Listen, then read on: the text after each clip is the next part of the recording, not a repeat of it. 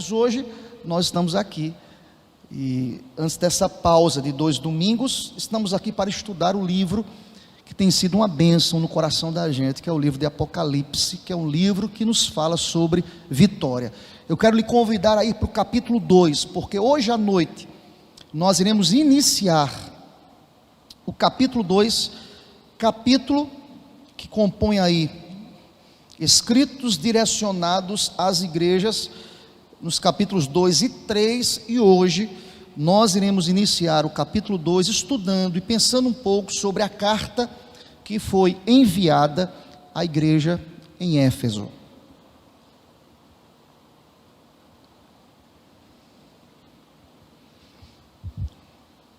Nos diz a palavra, carta à igreja em Éfeso, do versículo 1 ao versículo 7, nos diz o texto: ao anjo da igreja em Éfeso, escreve: estas coisas diz aquele que conserva na mão direita as 7 estrelas e que anda no meio dos 7 candeeiros de ouro. Conheço as tuas obras, tanto o teu labor como a tua perseverança, e que não podes suportar homens maus, e que puseste à prova os que a si mesmos se declaram apóstolos e não são, e os achaste mentirosos. E tens perseverança e suportaste provas por causa do meu nome, e não te deixaste esmorecer. Tenho, porém, contra ti que abandonaste o teu primeiro amor. Lembra-te, pois, de onde caíste, arrepende-te e volta à prática das primeiras obras. E se não, venho a ti e moverei do seu lugar o teu candeeiro, caso não te arrependas. Tens, contudo, a teu favor que odeias as obras dos nicolaítas, as quais eu também odeio. Quem tem ouvidos, ouça o que o Espírito diz às igrejas. Ao vencedor dar-lhe-ei que se alimente da árvore da vida que se encontra no paraíso de Deus. Aleluia, amém, Senhor. Glória a Deus. Senhor, fala conosco através do texto sagrado, ensina-nos e alimenta-nos nesta noite para a glória do teu nome. Usa-me como instrumento em tuas mãos. Isto te pedimos em nome de Jesus. Amém, Senhor. Glória a Deus. Irmãos, eu queria nesta noite pensar um pouco nas cartas que foram enviadas às igrejas da Ásia Menor. Eu postei aqui, vou passar para Mileuzinho, projetar para vocês a primeira, um mapa. Não sei se ficou legal aí, irmãos, para que possamos... Gerson, apaga essa luz para mim, por favor, essas luzes da frente, por favor. Só me deixa um aí para que eu possa ver aqui o esboço aqui. Pelo menos nessa projeção. Nós temos aqui um mapa, para que a gente possa entender um pouquinho, irmãos, antes de olharmos para as igrejas, qual era a realidade geográfica de João, quando ele escreve essas cartas às igrejas da Ásia Menor. E era conhecido como Ásia Menor no tempo apostólico, bíblico, que hoje é ali a Turquia, irmãos. Agora veja bem, João estava preso nesta ilha, que era uma ilha grega, chamada, tá bom já, só pelo menos essa projeção, depois eu peço para você ligar um pouquinho, por favor. Essa ilha grega chamada Patmos.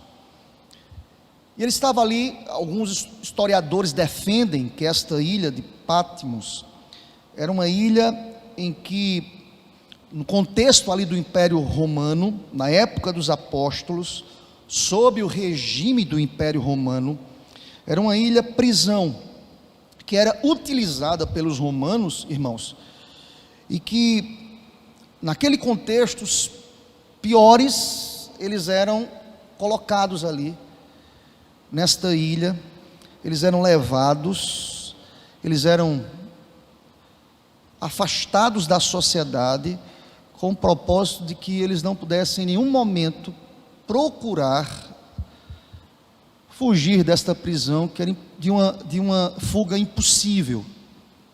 João, apóstolo, um pregador do Evangelho, aquele que foi conhecido como o apóstolo do amor, estava preso, confiscado nesta ilha, irmãos. E o que me chama a atenção, queridos, é a forma como Deus levanta João de maneira soberana, ilumina a sua mente, lhe leva a ter uma experiência inigualável, uma experiência maravilhosa. Eu disse para vocês, acredito que há 15 dias atrás, que na experiência que Paulo teve de ir ao terceiro céu, Deus disse a Paulo: não diga nada, não diga nada, para que você não venha ficar vaidoso, eu vou lhe colocar um espinho na carne. Como Deus, Ele age soberanamente. Na experiência de João, não. Deus diz: escreve. Percebe como Deus, Ele soberanamente age a seu tempo. João também teve experiência, como Paulo teve, impressionante, de visualizar, de ver, de enxergar, de contemplar as maravilhas aqui contidas em sua narrativa, naquilo que ele registra, naquilo que ele escreve. E João é levado para essa ilha. Alguns afirmam aqui, irmãos, que os prisioneiros da ilha de Pátimos eram pessoas que eram submetidas a trabalhos forçados, relacionados aqui, esta ilha que era rochosa, a realidade desta ilha leva-nos a pensar que isso é possível, é verdade, porque aqueles que eram presos ali, os piores bandidos da época, os piores criminosos, trabalhavam de maneira forçada e ocupavam suas mentes. João estava nesse contexto aqui, mas João, de maneira pastoral, escreve e alimenta as igrejas que estão aqui locadas na Ásia Menor. É interessante, queridos, que João estava ali exilado em Pátimos, porque ele vai dizer isso aqui no capítulo 1, versículo 9. Se você volta aí uma folha do texto, está escrito: eu, João, verso 9 do capítulo 1, irmão vosso e companheiro na tribulação, no reino e na perseverança em Jesus, achei-me na ilha chamada Pátimos, por causa da palavra de Deus e do testemunho de Jesus. Por que João estava preso? Por causa da palavra. Por que João estava aqui exilado em Pátimos? Por causa do seu testemunho de Jesus. João não nega Jesus, e glória a Deus por isso. João é exilado aqui, mas ele diz: eu sou de Jesus. Você está pregando esse evangelho? Estou pregando. E ele não deixa, mesmo exilado, mesmo preso, João não deixa de abençoar essas cidades. Há 15 dias atrás, ao terminar aqui o estudo, Rebeca me fez uma pergunta: minha filha, pai, por que essas cidades foram as escolhidas? De tantas outras que existiam na época, por que essas foram as escolhidas? Diante dessa pergunta aqui, eu não sei se é uma pergunta sua também. Alguém poderia perguntar por que o envio dessas cartas a essas igrejas localizadas nessas cidades aí. Em rápidas palavras, primeiro você percebe aí que é uma lógica interessantíssima aqui de João, uma sequência lógica, quando ele escreve primeiro a Éfeso, depois a Esmirna, depois a Pérgamo, depois a Tiatira, depois a Sardes, depois a Filadélfia e depois a Laodiceia. Mas aqui, irmãos, diante dos fatos históricos, há um porquê das escolhas dessas cidades. Por exemplo, Éfeso, em sua época, era a maior cidade da costa oeste da Ásia Menor. Havia ali em Éfeso, era uma cidade muito forte, um comércio marítimo invejável em sua época. Era impressionante, queridos, como Éfeso era uma comunidade urbana próspera.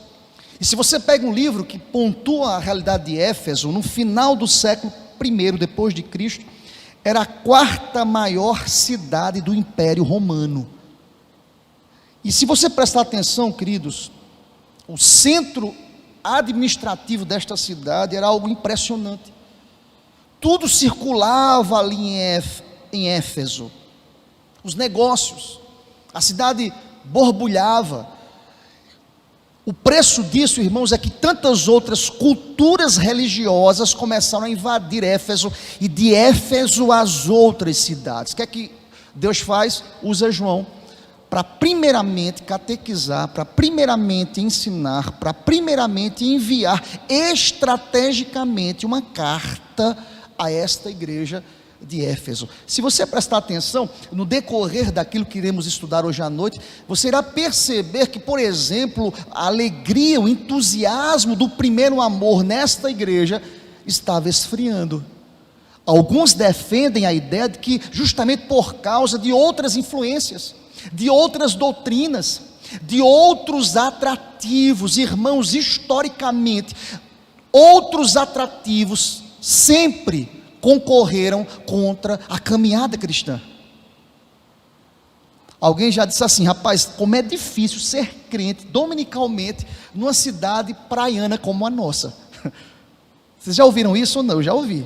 Como é desafiador. Domingo de manhã, o sol azul lindo, e eu aqui na escola dominical, até meio-dia. É interessante, irmãos, como em Éfeso havia uma concorrência para tantas outras coisas. Muitos negócios aconteciam em Éfeso. Se você estudar a realidade dessa cidade, renomados santuários religiosos, espaço teatral, elegantes prédios públicos, deram a Éfeso essa realidade de uma vida cultural extremamente convidativa. Não à toa que João, iluminado por Deus, diz assim: vocês abandonaram o primeiro amor. Há quem defenda a ideia de que os crentes desta igreja estavam sendo, de maneira sorrateira, influenciados e tentados pelas tentações de sua época. Primeiramente, Éfeso é escolhida porque é uma cidade que serve como parâmetro para todas as outras cidades nesse contexto.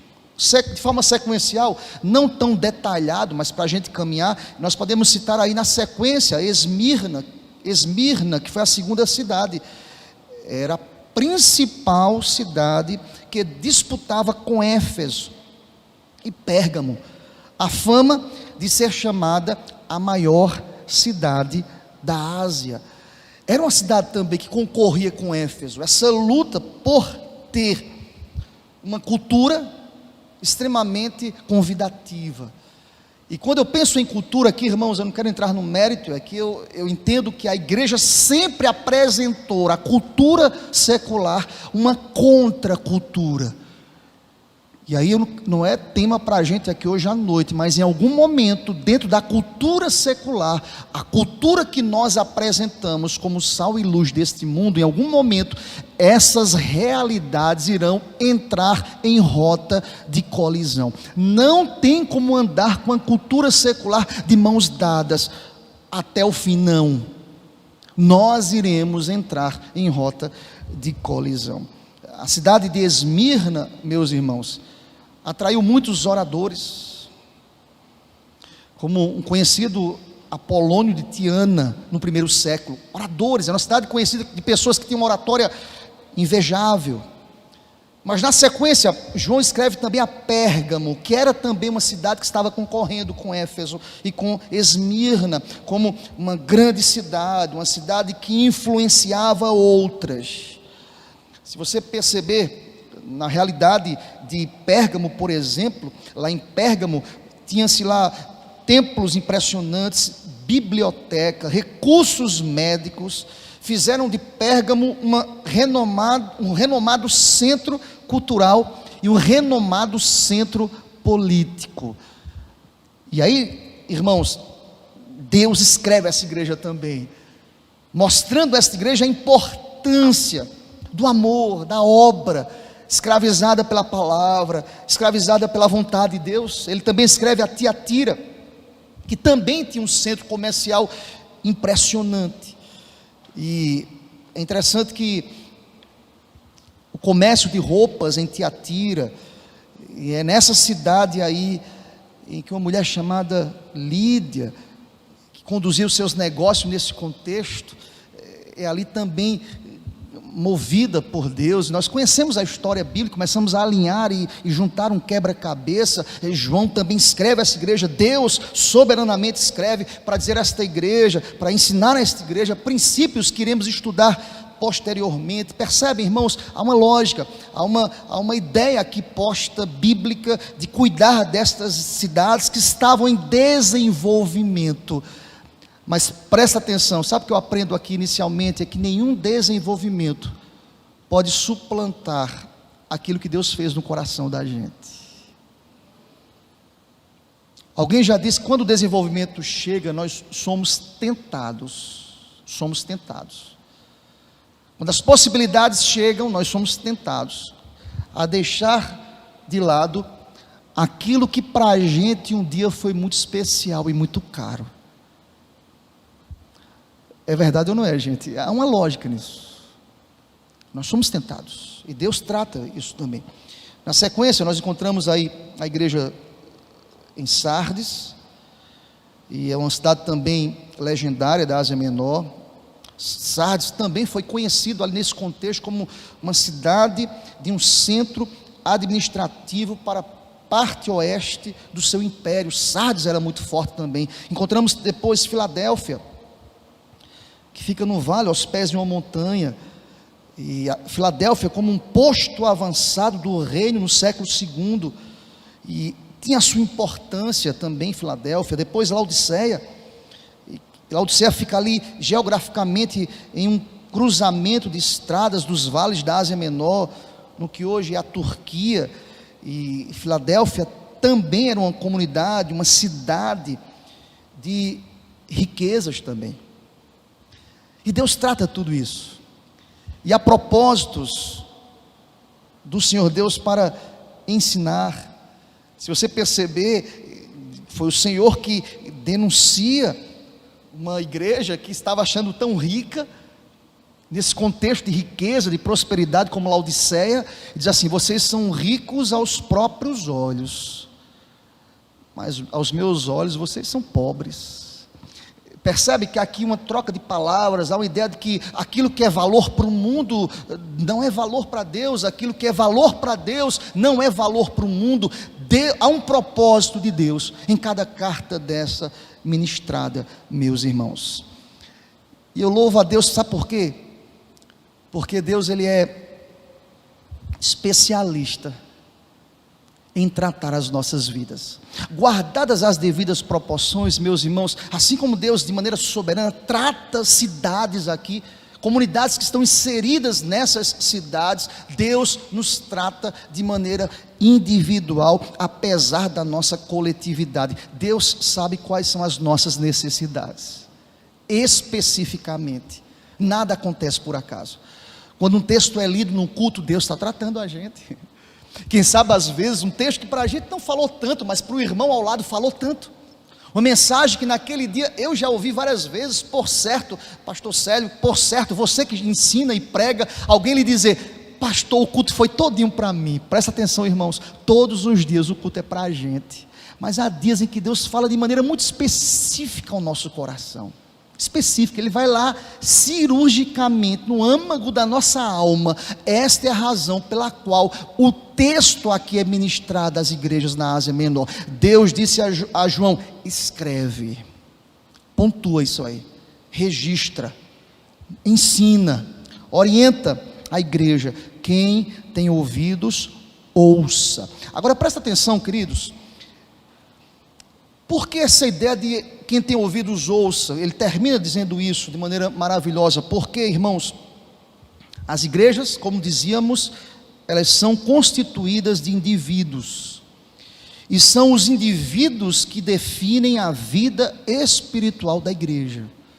Quando eu trato aqui inicialmente, de forma introdutória, que Deus ministra as igrejas localizadas nessas cidades, é porque Deus queria tratar com indivíduos que podem ser instrumentos de Deus numa sociedade.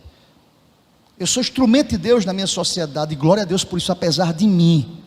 Você é instrumento de Deus na sociedade. Há uma há uma ideia muito interessante, é que primeiramente Deus começa a purificar a igreja. Por isso que nós não devemos ter medo dos ataques de Satanás ou dos homens. Primeiramente Deus começa purificando a igreja, nunca esqueça disso. Por que Deus quer tratar essa sociedade a partir dessas cartas? Porque Deus quer tratar a sociedade a partir dessas igrejas. Você entende isso, irmão? Amém? Vocês não entenderam nada. Amém, gente? Deus começa a tratar uma sociedade a partir da igreja. Alguém pergunta assim: pastor, por que às vezes a palavra é tão dura para a gente? Porque todo o processo de tratamento social começa a partir da igreja. É por isso que essas cartas, elas são duras. Em muitos momentos, há elogios, mas há exortações.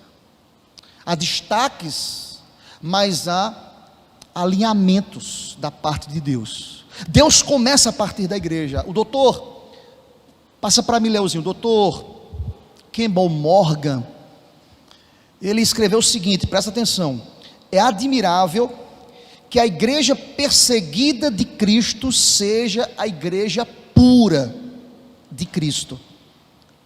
E ele vai dizer também que a igreja favorecida pelo mundo sempre foi a igreja contaminada pelo mundo.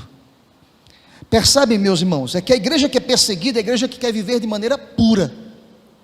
Mas a igreja que é favorecida pelo mundo, que caminha com amizade com o mundo, é uma igreja contaminada. Percebem que aquilo que é dito por Jesus, que não há pacto entre a igreja e o mundo, não há esta caminhada amistosa, amigável, porque em nenhum momento a palavra irá nos orientar dessa forma.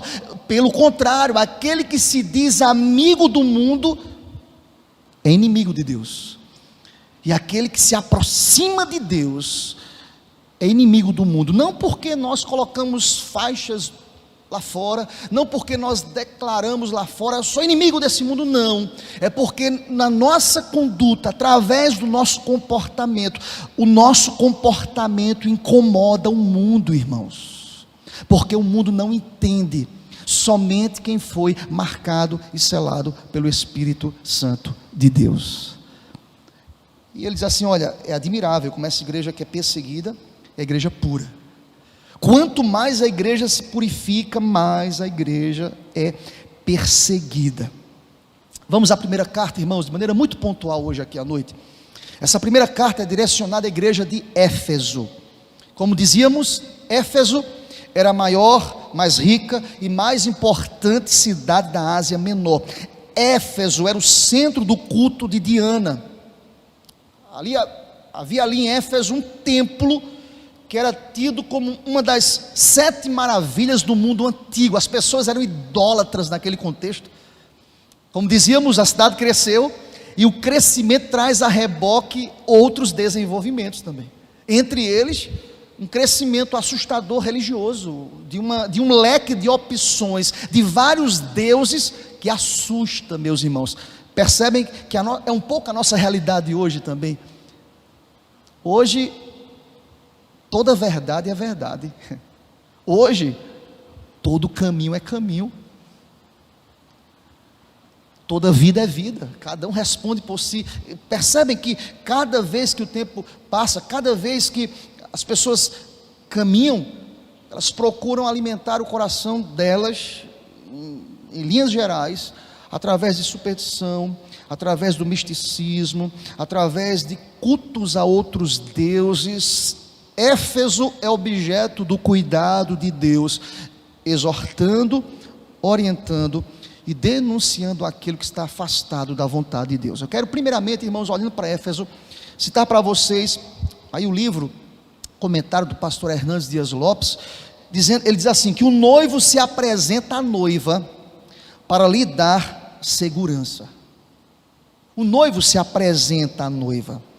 E Jesus se apresenta como aquele que está presente e em ação no meio da sua igreja.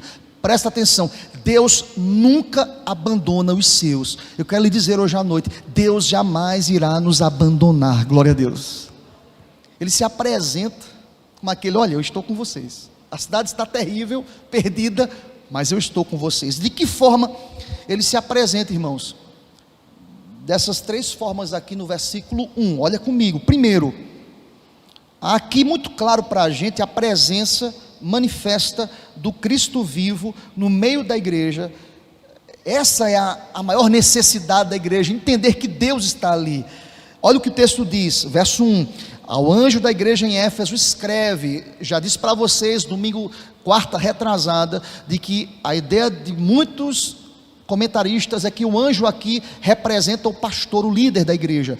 Escreve ao líder: estas coisas diz aquele que conserva na mão direita as 7 estrelas e que anda no meio dos sete candeeiros de ouro. A primeira coisa, irmãos, é que Deus está presente no meio da igreja. Deus está aqui, irmãos. O que às vezes acontece é que nós temos perdido o impacto dessa verdade.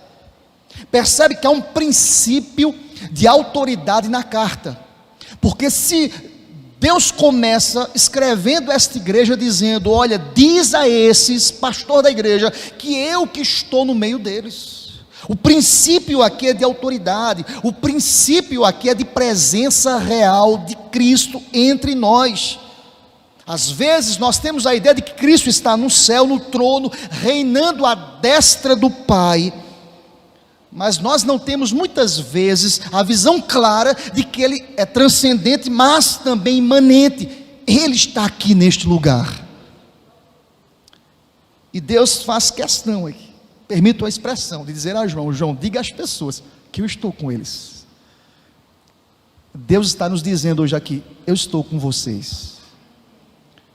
Os tempos são maus, são, irmãos, muito difíceis, mas eu não posso olhar para a igreja sem essa perspectiva da presença manifesta do Cristo vivo. E o que acontece com a gente às vezes é que o que estava acontecendo aqui em Éfeso, é que a presença impactante de Cristo em nosso louvor, em nossos encontros, em nossas reuniões, em nossos cultos, tem sido algo marcante. Muitas pessoas não têm essa consciência de que o culto é para Deus, o louvor é para Deus, o ajuntamento é para Deus. Eu não posso perder o impacto da minha alma, de que quando eu estou reunido, 2 ou 3 reunidos em meu nome, ali estarei presente. Glória a Deus. Eu não tenho dúvidas, Deus está aqui neste lugar. Isso tem que trazer alegria ao meu coração. Mas também, olha o que Deus quer dizer também. A segunda coisa que o pastor Hernandes destaca é que o noivo não só está presente, irmãos, mas ele está também segurando a igreja em suas mãos onipotentes, poderosas. Glória a Deus. Olha para o texto, verso 1: estas coisas diz aquele que conserva. O verbo usado aqui, conservar, irmãos, é diferente do verbo que foi traduzido do verso 16 do capítulo 1. Vai rapidamente lá, capítulo 1, verso 16, está escrito lá: tinha na mão direita 7 estrelas, tinha. Ele usa outro verbo aqui dizendo o seguinte: conserva.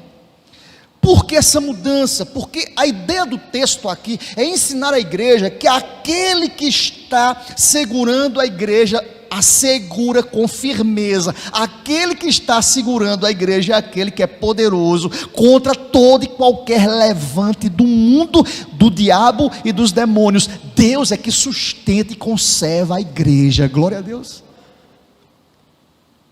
Por silogismo, é Deus que sustenta a tua vida e a minha vida.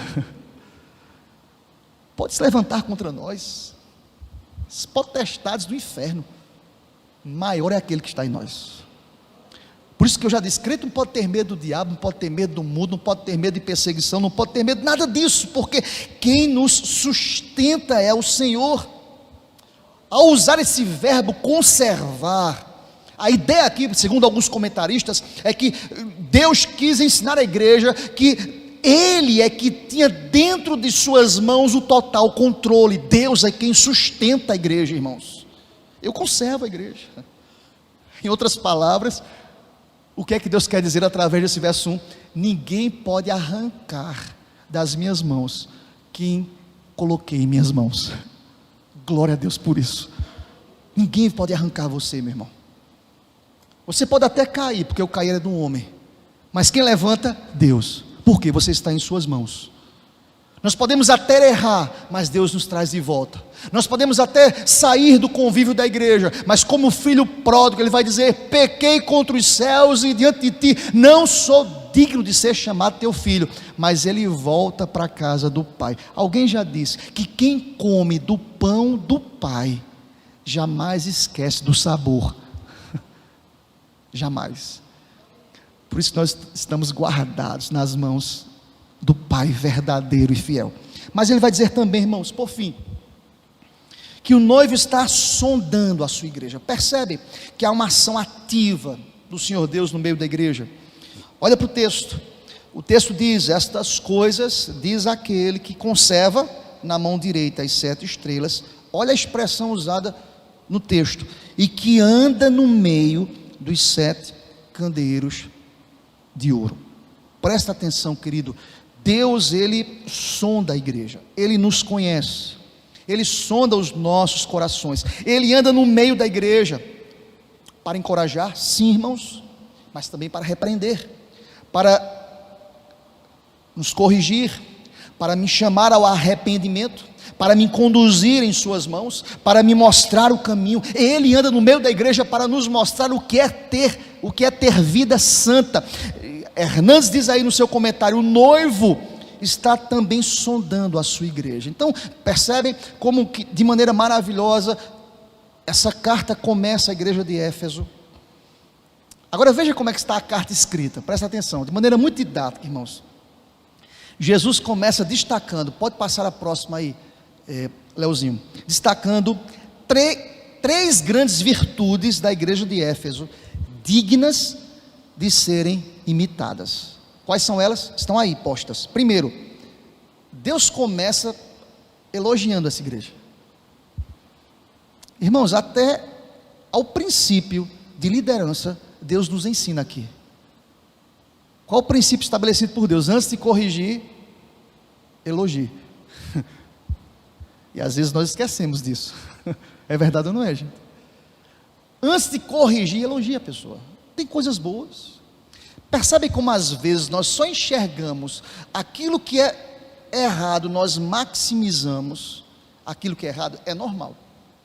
Às vezes você faz 99,9%, mas errou 1%, mas a pessoa se apega àquele 1% e diz: isso está errado, isso está errado. Nós somos tentados a isso. Até com as pessoas que convivem com a gente. Quantas vezes nós já erramos com pessoas tão próximas, em que acertam, mas quando erram, estão ali, nós estamos ali para dizer: você errou. Mas cadê a palavra de elogio quando ele acertou? Cadê a palavra de louvor? Não que precisemos disso, mas há um ensino aqui de Deus. Ele traz 3 elogios que são destacados aqui. Olha para o texto, versículo 2. Primeiro ele diz assim: a igreja era uma igreja envolvida com a obra de Deus. Diz o texto: conheço as tuas obras, tanto o teu labor como a tua perseverança. Sabe o que Deus quer dizer aqui para a gente, irmãos? Deus quer nos ensinar que esta igreja não era apenas uma igreja teórica, mas era uma igreja que agia, prática. Porque o texto, sabe quem está dizendo que conhece Deus? Que sonda o coração da gente, que está no meio da igreja, que passeia no meio da igreja. Nós podemos esconder as nossas obras dos outros, nós podemos promover obras para os outros, mas as verdadeiras obras, elas são pontuadas e elencadas por aquele que conhece o coração da gente.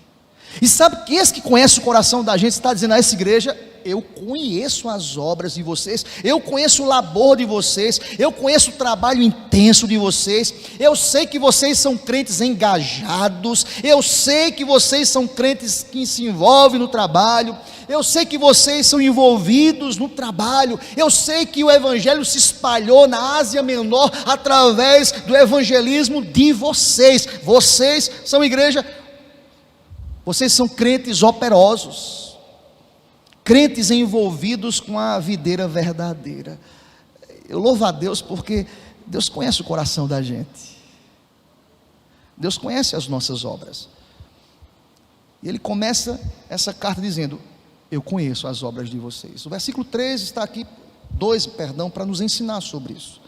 Mas a parte B também do versículo 2, que tem o segundo elogio de Cristo, é que esta igreja não apenas era uma igreja operosa, mas era uma igreja zelosa e fiel na doutrina. Olha para a parte B do versículo 2 e para o versículo 6 em destaque aí.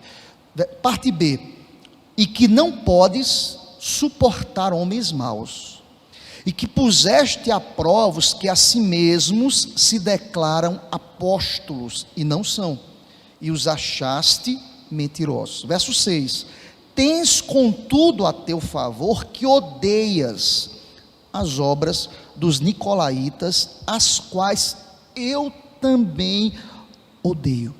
Irmãos, volta aqui um pouco aquilo que nós falamos no início dessa ministração, lembram?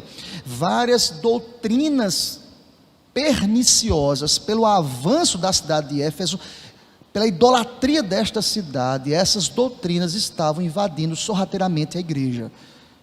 Mas sabe o que Deus vai dizer a esta igreja? Eu conheço vocês, que vocês, mesmo em meio à perseguição, vocês, mesmo em meio aos ataques constantes, vocês permanecem fiéis à palavra, apesar das ondas, das novidades, daquilo que é convidativo, apesar dos lobos vestidos de ovelhas, vocês permanecem fiéis.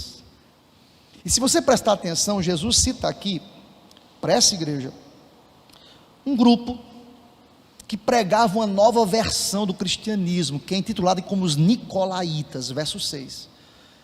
Ele vai dizer o seguinte: eu odeio a proposta desse povo, e vocês odeiam também. O que os Nicolaítas faziam no tempo aqui de Éfeso, em que essa carta foi escrita, irmãos? Sabe que os nicolaítas pregavam? Eles pregavam um evangelho sem exigências. Pode estudar o comportamento dessa teologia deles. Era um evangelho light, sem exigências. Era um evangelho liberal. Era um evangelho sem proibições. Vocês lembram de alguma coisa nos nossos dias? Eu lembro, um monte de coisa. Está muito pesado ali. Eu quero uma coisa mais leve. Deus denuncia isso. Os nicolaítas pregavam de que era possível gozar o melhor da igreja, mas gente, vamos parar de radicalismo, é possível também concomitantemente gozar o melhor do mundo, porque quem criou o mundo foi o próprio Deus. Veja que proposta capciosa. Deus denuncia, dizendo: olha, eu odeio isso, porque não tem amizade e pacto entre a luz e as trevas. Esta era uma igreja doutrinariamente sadia, irmãos, apegada à doutrina, denunciava esse comportamento liberal, porque vejam, se você estudar os nicolaítas, vocês vão perceber que lá em um momento, esse grupo incentivava até, irmãos, os crentes a comerem comidas sacrificadas aos ídolos, dizendo: é normal, todo mundo faz isso, é tranquilo gente, pode comer, acabou, esqueçam o período da lei, podem comer. E Deus diz assim: olha, vocês denunciam esse comportamento, e eu também não aceito tal comportamento. As exigências do cristianismo nos levam ao rompimento, aquilo que não está alinhado com a palavra de Deus. Então Jesus começa elogiando essa igreja e trazendo as virtudes desta igreja. E se você olhar também, irmão, no verso 3, o texto irá dizer o seguinte: que eles eram, por fim, perseverantes na tribulação. Olha para o verso 3: e tens perseverança e suportaste provas por causa do meu nome, e não te deixaste esmorecer. Então, de maneira muito clara, se você, eu destaquei aqui, pode passar, Leozinho, um slide aí do pastor Hernandes, que eu achei muito interessante a frase dele.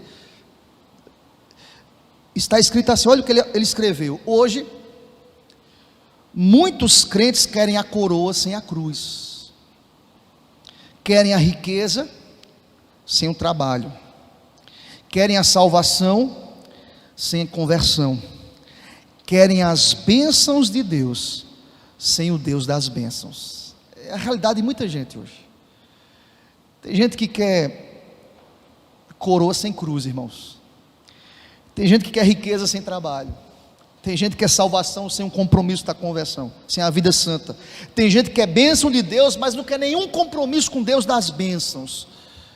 E é fato que muitas vezes tem muita gente caminhando assim nas igrejas. Que Deus tenha misericórdia das nossas vidas. Mas vamos caminhar porque o tempo urge, irmãos.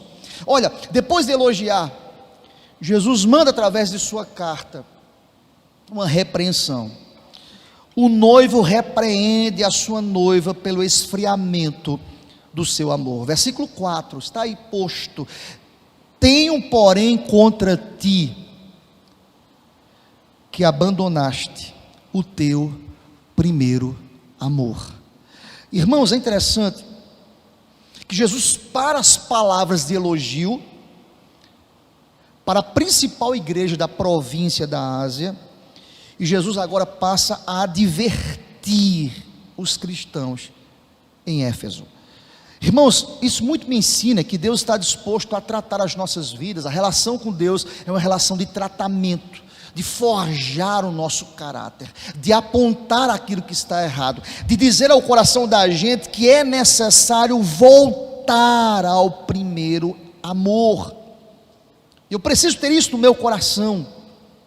A despeito do esforço, da dedicação teológica da igreja, a despeito da vida operosa da igreja, a despeito de um compromisso desses irmãos, pasmem, Jesus olha para essa igreja, que aparentemente poderia ser elencada como uma grande e maravilhosa igreja, no nosso contexto, para dizer: vocês abandonaram o primeiro amor.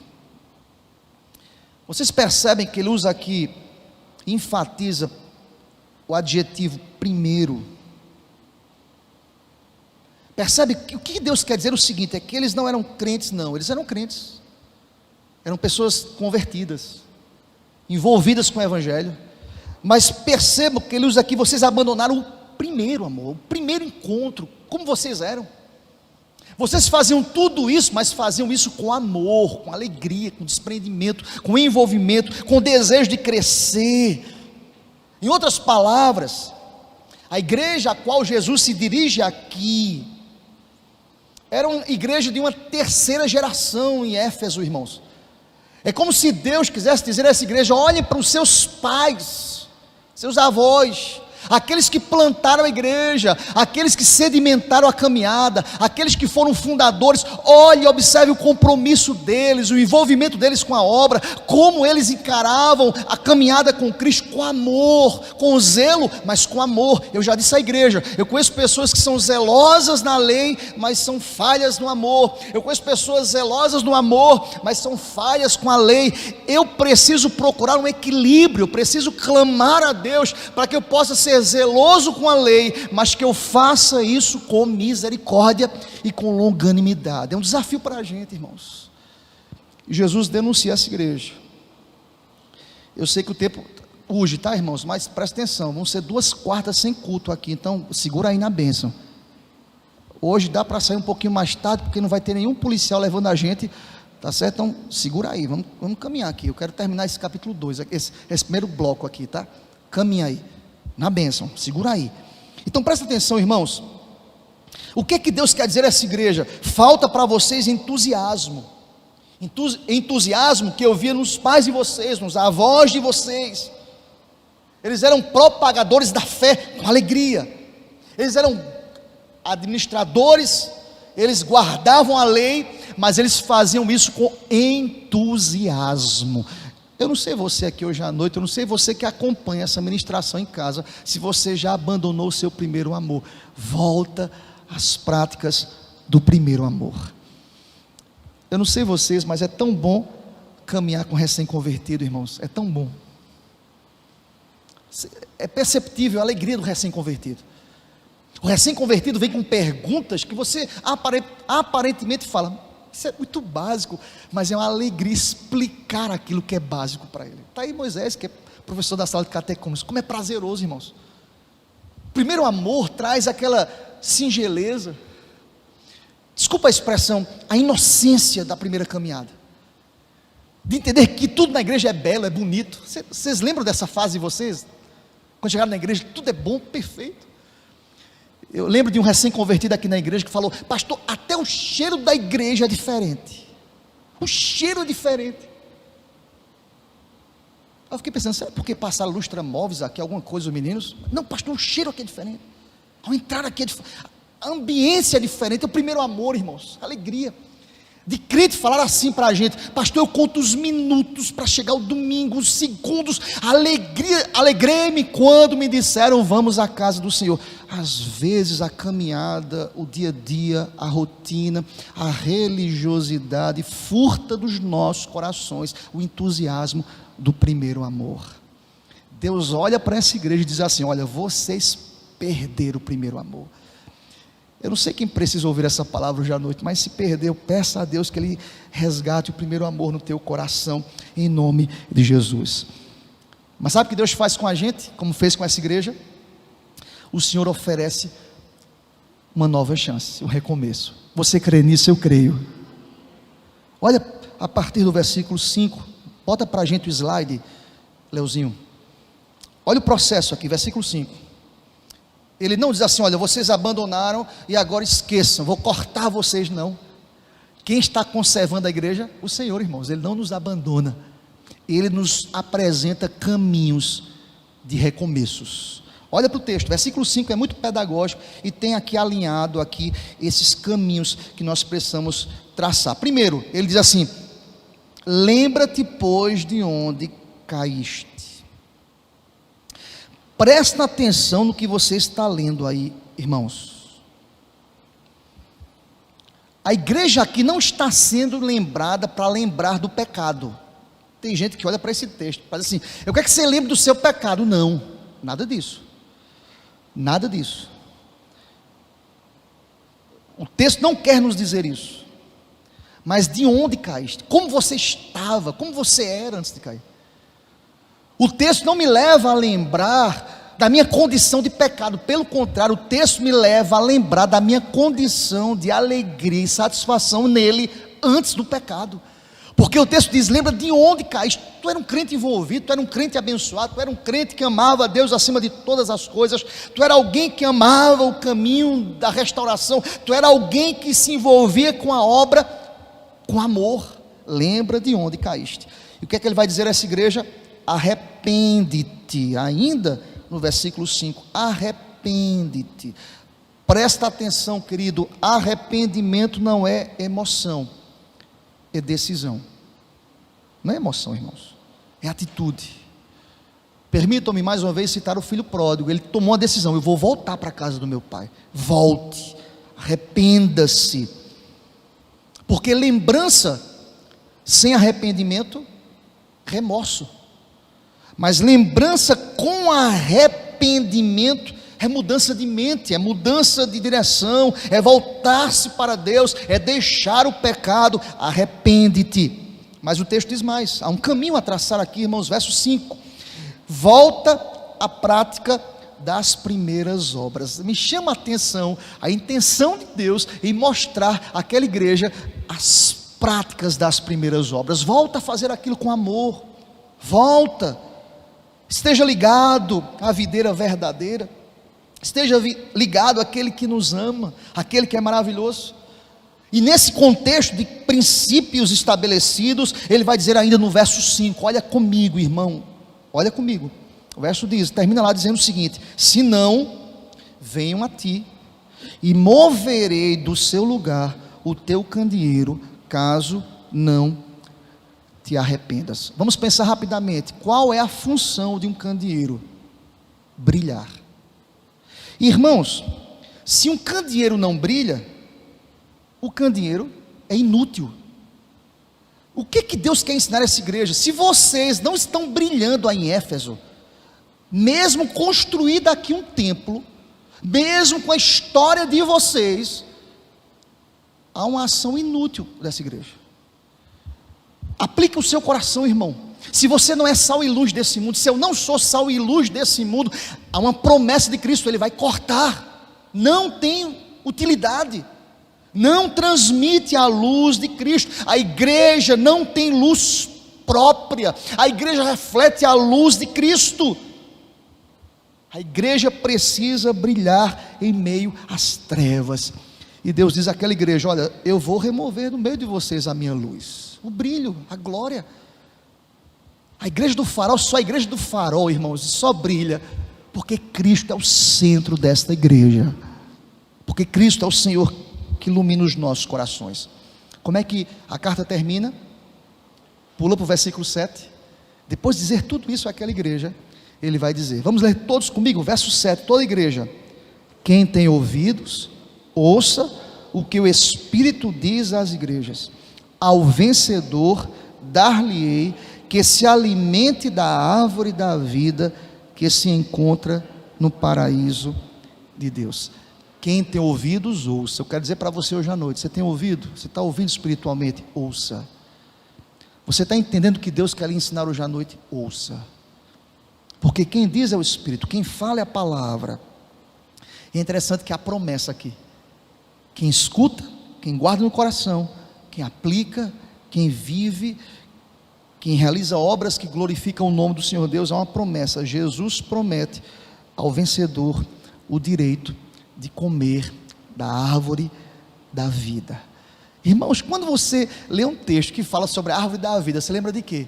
Éden, Gênesis, topado.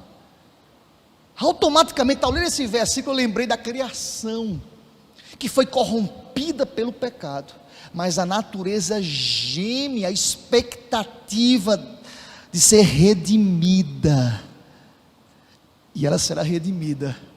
E diz a palavra, glória a Deus por isso, porque quando nos leva a voltar ao início da história humana, quando Adão e Eva pecaram, que Deus expulsou Adão e Eva do jardim e colocou um anjo, eu falei isso semana retrasada, como espada flamejante para guardar a árvore da vida, Gênesis capítulo 2, versículo 9, vigiando o acesso da árvore. Ninguém mais pode ir nessa árvore, mas aquele que é fiel, escuta o que o Espírito diz à igreja. Está aqui uma promessa: dar-lhe-ei que se alimente da árvore da vida que se encontra no paraíso de Deus.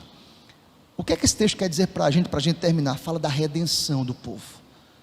A natureza será redimida, o ser humano será redimido com a ação da consumação, porque aqui é um texto escatológico. O corpo será glorificado e jamais nos afastaremos da presença daquele que é perfeito, daquele que nós falamos em parte e conhecemos em parte, porque um dia estaremos com ele face a face. E o ato da consumação, o complemento da obra de Deus, inclui a promessa de que todos que vencerem comerão da árvore da vida no paraíso. Glória a Deus por isso.